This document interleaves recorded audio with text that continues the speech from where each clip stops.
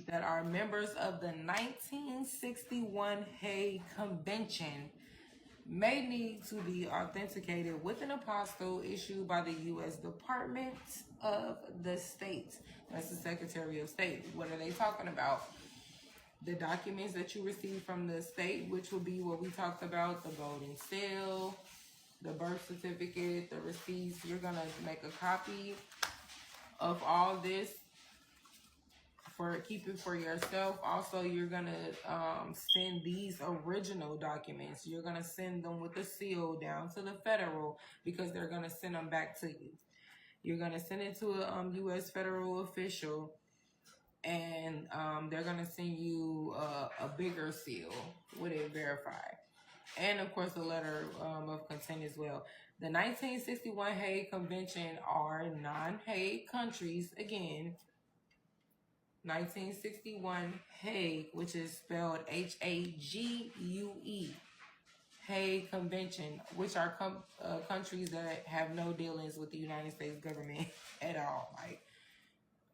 So when I authenticated, because I authenticated my old original birth certificate and then I authenticated my live one, the first one I sent was to Haiti, because they never ever even been colonized, so I just think that's raw as hell. And then the other place I sent to was Thailand, because that's where I'm gonna retire and possibly die in. That's how I want to retire, live old, grow old, and because for every US dollar out there, it's like triple. It's like triple. You know what I mean? So you really out there doing your thing. You really out there doing your thing. Also, so we can talk more about that. Anybody have any questions, feel free to ask that. Federal documents for authentication. All certifications must have the legible signature of the official's name, title, and seal of the agency. So you have to send in this original copy. But just to be on the safe side, because of me, I'm a double checker upper regardless. So you have to send in this original copy. But just to be on the safe side, because of me, I'm a double checker upper regardless. I'm going to be one to make copies of it anyway before I send it off. Because mind you, we are people of, in a process, trying to change our status and reclaim our life's birth certificate. You are going to have people that's going to send you off. You're going to have people that is going to not tell you what they know. It happened to me. That's why it took me a while just to even do this first step. Federal documents for authentication. You are going to send them to the Office of Authentications, which is the U.S. Department of State. But this time, it's going to be located for the state of Illinois, Sterling, Virginia. So the letterhead will say U.S. Department of State, CA/PPT/S/TO/AUT. 44132 Mercure, CIR, P.O. Box 1206. Sterling, Virginia 20166, 1206. The fee to authenticate a document on the federal level. We talked about the Secretary of State level. Look at this, y'all. We went from $2 to $20 a document. Y'all see this? Look at that right there. From $2 to $20 a document. Form DS, because it's cut off a little bit. Form DS 4194. Request for authentication services has expired and includes the previous fee. Please use the expired form and include the new fee of $20 per document. And then, of course, this is the link to that. So you're going to have to print it out yourself, access it, fill it out, and send that along out yourself. access it, fill it out, and send that along with the authenticated documents. Clock that T right there, y'all. And that's only the first step. The next step in the next live, I'm probably going to keep talking about this a little bit more just to keep pushing this and getting this first step out there. But the next step would be to talk about how to serve the notice to the IRS. Basically, you're going to put everybody on notice to the IRS. You can do it for free. It's going to be free. What steps you need, and this will be how you will become a U.S. national. But you will also be able to get a new social security number and a new ID under your new nationality and indigenous status change. So it's a lot, y'all, but hey, it's easy, it's doable. Once I got the steps figured out, I'm like, if I would have known it already, it would have been a quick 1, 2, 3 easy step, for real. It was really not that hard. It was hard trying to gather the information to do it. That's what was hard. It was not the process of actually going down there to do it. And then, okay, maybe finding parking outside the courthouse. But if you take somebody with you, you can park wherever you want, where they won't tow your car, you won't get harassed. Got your person sitting in a car for you. What it took me, like, because I called up there and researched what floor and stuff to go to first before I actually went as well. It was like probably a 20-minute process because you got to get checked in.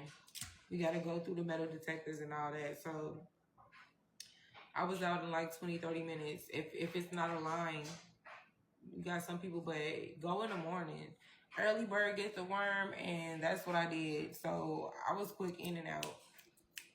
Had a parking spot, in and out. Somebody washed my car. I didn't have to pay. I didn't have to pay for parking. Someone washed my car, and I got it done. Okay, y'all. This is for my people. We are taking the land back. We are reclaiming the land. We're changing our status. We putting these people on notice. Do not call me black. Do not call me African American, because that's not what I am. I am an indigenous American Indian. Putting these people on notice. Do not call me black.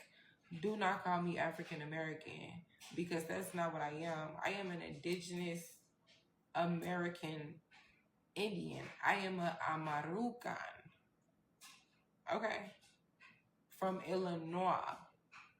Not Illinois. This is why I'm going to also do another podcast about how we have this misclassification lawsuit. Do you know that it is a federal crime for anyone in an official position or a government official, an official, an elective at all, to misclassify someone? So for the DMV to put on your ID that you are black and African American, that's a class action lawsuit. For the United States government to put on your birth certificate that you're black or African American, that's a class action lawsuit. And we trying to get this, okay? That's the goal. Because we got stuff we need to do. We got houses, property, we trying to buy cars, we trying to pay off, we trying to make sure our family good. Some of us still trying to fix our teeth. We wanna go shopping, we wanna travel, we got stuff we trying to do. I got real goals and ambition, and I'm tired of being a part of the program. I'm tired of being a part of it, because at the end of the day, there are certain benefits and certain labor laws that you also fall under when you have a nationality and when you change your nationality. So don't be surprised if y'all start getting checks in the mail once you change your status, because you were misclassified. So now they owe you back pay from the pay that you should have received originally if you were never misclassified. Let's get into it. This real baddie conversation right here, for real. This real baddie energy right here. I'm just saying, y'all. But I am so glad to have that out there. I'm so glad to have that out there, because I need my people to, let's get on it. Let's get to it. It's 2026. Like, I don't know about y'all, but I'm tired of working a job, and I work 2 jobs. I'm tired of going to work, having other people tell me what to do, tell me what to say. People that's not even my, you know what I'm saying? Like, illegal immigrants, people that's not even supposed to be here. I don't know about y'all, but I'm tired of working a job, and I work 2 jobs. I'm tired of going to work, having other people tell me what to do, tell me what to say, people that's not even my, you know what I'm saying? Like, illegal immigrants, people that's not even supposed to be here. Okay? And this is not a hate. We do not promote hate speech, bullying, or violence. This is simply for educational purpose only. I am not putting out legal advice. I am not putting out legal advice. Again, this is a safe place. Okay? Make sure we say that one for the record. But yes, if you are in the state of Illinois, I honestly think though, because the address for sending the federal documents for authentication, I think the address used to be in Washington, D.C., where the White House was. But due to the government actually shutting down and no longer bringing it anymore, they moved their main office to Virginia, Sterling, Virginia. And that's where this Sterling, Virginia address that I read out to you guys, that's where that came from. Keep in mind, you can click the link in the bio. Follow on YouTube, and I will post this live replay on there. You guys can rewind it. You can pause it. It'll be on there for y'all. It's free. People are getting lawyers for this information. And then I talked about it for what? Not even 10 minutes? Or what, just about under 10 minutes? That little bit of information, a lawyer will like overcharge you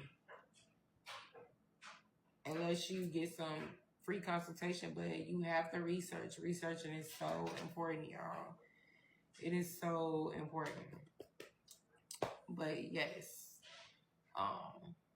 So with that being said, we can get into some yeses or nos.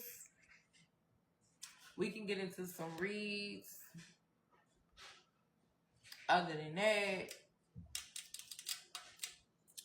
I'm gonna go ahead and get off here. Noah Johnston.